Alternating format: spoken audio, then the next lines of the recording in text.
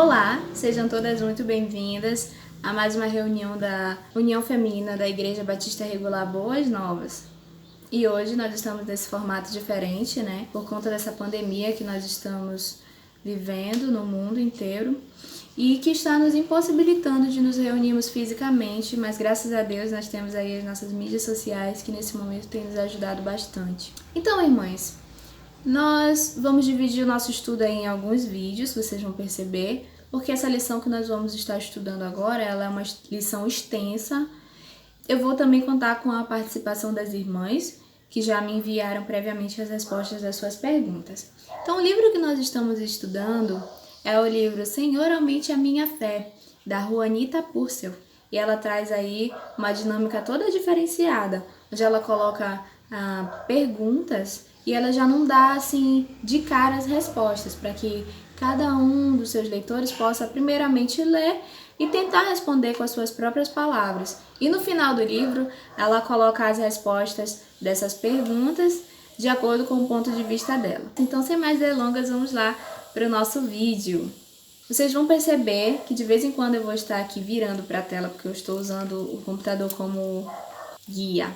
A lição 3, que é a lição que nós estaremos estudando hoje, tem por título As Tentações Virão, Espere-as. E o nosso texto base é de Tiago, que assim como todo o livro é baseado no livro de Tiago, a nossa lição de hoje é baseada em Tiago 1, de 13 a 21.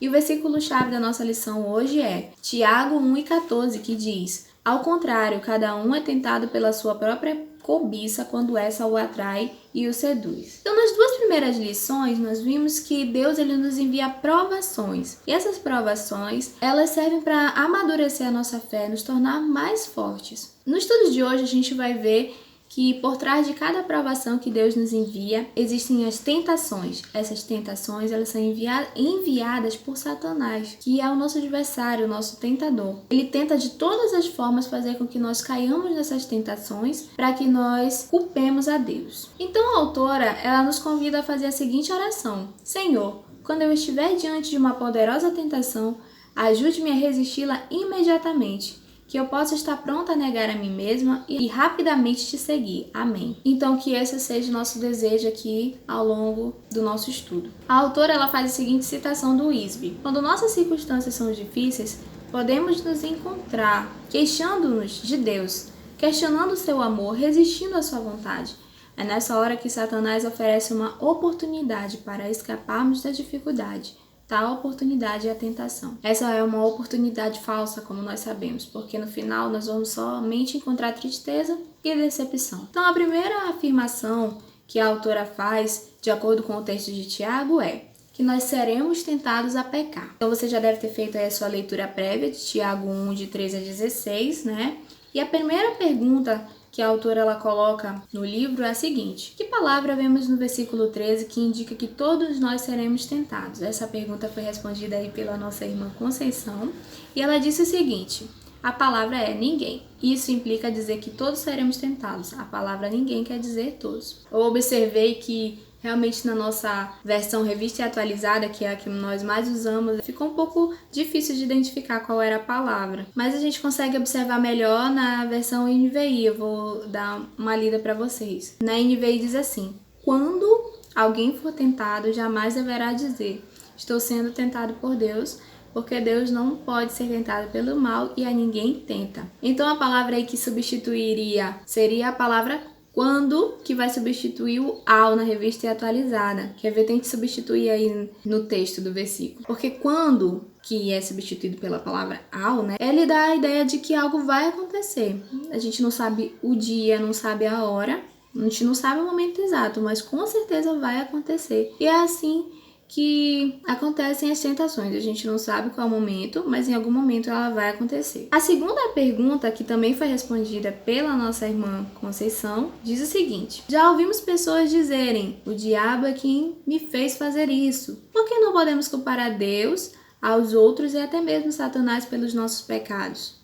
E a irmã Conceição respondeu o seguinte: porque somos tentados pelos nossos próprios desejos e escolhas quando deixamos ser atraídos e seduzidos por ele. Muito obrigada, irmã, pela participação. E é exatamente isso, o desejo ele já nasce dentro do nosso coração. É uma coisa que é de dentro para fora. E quando nós deixamos essa natureza pecaminosa dominar, ela toma conta mesmo. A terceira pergunta foi respondida pela nossa irmã Jaqueline. Obrigada pela participação. Ela diz o seguinte: nós pensamos no pecado como um ato em si, mas Deus o vê como uma progressão de ao menos 4 estágios específicos. E a Jaqueline especificou da seguinte maneira: primeiro, inclinação ao pecado; segundo, a cobiça; no terceiro, como um ato premeditado; e quarto, com a morte como consequência. Então a gente consegue observar nos versículos 14 e 15 desse capítulo de Tiago que o primeiro seria a cobiça, que é o desejo, diz no versículo 14, que cada um é tentado pela sua própria cobiça, quando essa o atrai e o seduz, que já seria a segunda, que é a atração, a ilusão, quando essa o atrai, né? A terceira seria a concepção, que é a desobediência, e um quarto, a consumação, que é a morte, gera a morte. Então agora nós vamos para a nossa quarta pergunta, que foi respondida aí pela nossa irmã Vanusa. Muito obrigada pela participação, Vanusa. E a pergunta diz o seguinte: o resultado final do pecado é a morte. Tiago não estava falando da morte física, pois seus leitores estavam vivos. Ele não estava falando de morte espiritual, pois os seus leitores eram crentes. E crentes não podem perder a salvação, de acordo com João 13,16. Qual morte é resultado do pecado? Então a irmã Vanusa respondeu: e é o afastamento de Deus, a separação dele, é não estar em comunhão com ele. Confesso que essa foi uma pergunta que me deixou bem intrigada. Fiquei bastante pensativa e eu tive que ir atrás da ajuda dos universitários para poder tirar essa minha dúvida. Principalmente depois que eu fui ler qual era a resposta da autora lá no final do livro. Vocês podem, inclusive, encontrar aí no livro de vocês, lá na página 117. Eu vou ler para vocês aqui o que ela diz. Causa a morte dos relacionamentos. O pecado causa morte à autoestima. A pessoa vive uma experiência de morte semelhante a um incrédulo que está distante de Deus. Então vamos por parte aí na resposta dessa pergunta. O primeiro problema estaria na afirmação: o pecado causa morte aos relacionamentos. Porque a Bíblia ela só menciona 3 tipos de morte, que é a morte física, a morte eterna e a morte espiritual. Ela não menciona em nenhum momento morte de relacionamento. Segundo problema estaria na afirmação: ele não estava falando de morte física, pois os seus leitores ainda estavam vivos. Na verdade, o que Tiago estava querendo ensinar aqui era um princípio do que acontece nesse mundo, que é que o salário do pecado é a morte. E tanto os crentes quanto os descrentes, eles estão submetidos à morte física. Então, o que Tiago está tentando explicar aqui é que se você é crente e você está na prática do pecado, tome cuidado, porque a consequência será a morte. O terceiro problema estaria na afirmação: ele não estava falando da morte espiritual, pois os seus leitores eram crentes e crentes não podem perder a salvação. Mas o próprio Tiago ele não tinha como garantir que todos os seus leitores ali eram crentes. A gente sabe que na igreja, infelizmente, nem todos que estão ali ouvindo realmente, nem todo mundo que diz que é crente realmente é. Só Deus é que pode sondar os corações. E Tiago, sendo um pregador experiente da palavra, ele sabia muito bem disso, que nem todo mundo que estava ali ouvindo o que ele estava dizendo realmente era crente. Então são questões aí que ficam pra gente pensar. Nós vamos agora para nossa quinta pergunta, que a irmã Vanusa respondeu, e diz o seguinte, a quinta pergunta: escreva em suas próprias palavras o processo envolvido desde a cobiça até a morte, conforme descrito nos versos 13 e 16. E a irmã Vanusa respondeu o seguinte: o desejo nasce no coração e geralmente é a coisa errada. A pessoa não luta contra aquilo, não foge, mas sim vai alimentando aquilo, e depois vai achando que não vai acontecer nada, porque no momento só está vendo o lado que está agradando o seu próprio eu e a sua própria vontade, e não consegue enxergar o que vai acontecer, ou seja, as consequências desse ato que está pretendendo fazer. Então dá à luz o pecado, que é praticar mesmo esse pecado, né, consumar, e ele acaba praticando aquele ato. Depois de praticar o ato, a consequência é ficar longe de Deus, afastado, porque Deus odeia o pecado, abomina. Então, não tem como estar perto de Deus quando se está em pecado, porque é quebrada a comunhão com o Senhor, e depois não adianta ficar achando que é culpa de Satanás, porque a pessoa mesmo que olhou aquilo, desejou, foi e praticou. Então é por isso que devemos ficar firmes, orar, conversar muito mesmo com Deus, estar em comunhão com Ele, que com certeza a gente vai vencer essas tentações que aparecem, essas coisas erradas que o mundo oferece, que não agradam a Deus. É bem interessante como o Tiago ele usa essa ilustração de uma mulher que está gerando uma criança, né? E a gente consegue perceber isso nas expressões que ele fala de concebido, dar à luz, gerar. Mas ao contrário do que acontece quando uma mãe que está gerando uma criança, que ela fica alegre, nesse caso aqui, a única coisa que o pecado gera é a tristeza, a decepção e a morte. Então agora a autora ela vai fazer uma citação de Barrett, que diz o seguinte: Satanás não vai entregar a você o seu projeto de tentação com todos os detalhes, mostrando a frustração, o fracasso, a alienação de Deus, os objetivos não alcançados, o centro de reabilitação de drogas, a gravidez indesejada ou qualquer outra consequência que possa vir. Ele apenas sugere o prazer do momento e está implícito que de algum modo você vai escapar e sair ileso. É muito interessante assim como o Satanás ele consegue, claro, ajudado pela nossa natureza pecaminosa, nos cegar de uma forma que a gente não consegue ver as consequências. Ele vai mostrando ali as possibilidades e a gente não consegue ver, acha que aquilo é muito vantajoso, mas é como a própria Bíblia fala lá em Provérbios 16, 23, que há caminhos que ao homem parecem direito, mas no final são caminhos de morte. Então a pergunta número 6, que foi respondida aí pela irmã Socorro, muito obrigada, irmã Socorro, pela participação, diz o seguinte: você consegue lembrar de algum momento da sua vida em que você tenha pecado, depois de um longo período de provações, tendo dito assim, eu já não aguento mais? Resumidamente, escreva o que aconteceu com você e qual tentação Satanás te ofereceu como uma válvula de escape. Então a irmã Socorro respondeu o seguinte: isso acontece sempre em nossas vidas, mas uma situação bem recente foi quando eu fui à feira comprar um remédio para o Jorge e antes de ir para a feira eu peguei o dinheiro e coloquei numa bolsa menor, mas na hora da minha saída eu falei, não, essa bolsa é pequena. Então peguei uma bolsa maior e fui. Quando eu cheguei na hora para pagar o remédio, eu só vi uma bolsa que era maior e vi que não tinha o dinheiro lá dentro. Então isso me deixou muito chateada. Lá na hora mesmo eu disse, poxa vida, eu não vi isso, onde é que eu tô com a cabeça? Comecei a falar, vou ter que ir lá em casa e voltar aqui de novo. Comecei a reclamar muito, então eu pedi desculpas para a moça e vim embora. Mas quando eu chego lá no meio do caminho, que eu vou verificar, eu estava com as duas bolsas penduradas no ombro, a maior e a menor. E eu disse, nossa, como isso aconteceu? Eu andando com as duas bolsas e nem percebi.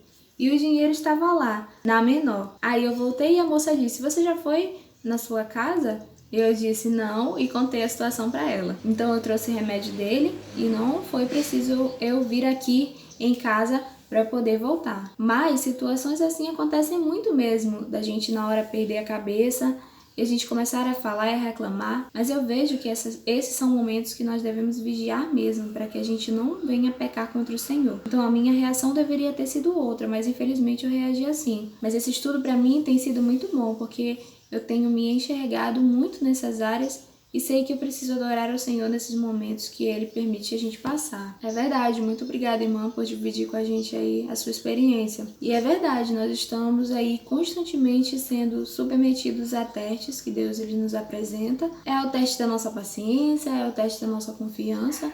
E isso é um exercício diário, nem sempre a gente vence, mas é possível.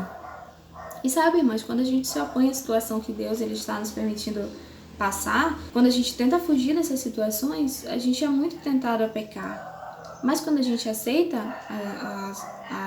as questões das provações da nossa vida, Deus ele nos dá paz. Então imaginem comigo a seguinte situação. Uma pessoa que é crente e ele se encontra desempregado. Está passando por uma provação muito difícil. Ele precisa suprir as necessidades da sua família e não tem como. E de repente do nada aparece uma oportunidade de emprego onde ali é um emprego ilícito. Então, o que será que ele deve fazer? A gente já sabe a resposta. Mas ali, aquele desemprego era a provação que ele estava passando. Esse emprego ilícito seria a tentação. Então, Deus ele envia provações e cabe a nós deixarmos que ela continue sendo uma provação ou se transforme numa tentação. Para concluir esse vídeo, eu gostaria de ler com as irmãs um trecho do hino número 326 do Voz de Melodia, que diz o seguinte: sim, posso ver, provações vêm de Deus, em amor fortalece e limpa os seus. Meu Pai sempre faz o melhor, sim eu sei, eu limpo, mais fruto darei. Que Deus nos ajude a aceitar, suportar, as provações em nossas vidas, e para que nós não caiamos nas tentações e acabemos pecando contra o nosso Deus. Vamos orar? Senhor Deus eterno, nós te agradecemos, Senhor Deus, pela oportunidade de ouvir e aprender um pouco mais a Tua Palavra. Te pedimos, Senhor, nesse momento, que nos ajude a sermos fortes, meu Pai, contra as tentações. Nos fortalece, Senhor Deus, a cada dia mais. É isso que nós pedimos e agradecemos em nome de Jesus. Amém. Então, por hoje é só. Em breve a gente vai estar postando o próximo vídeo, se Deus assim nos permitir. Então é isso, fiquem com Deus, um grande beijo, tchau!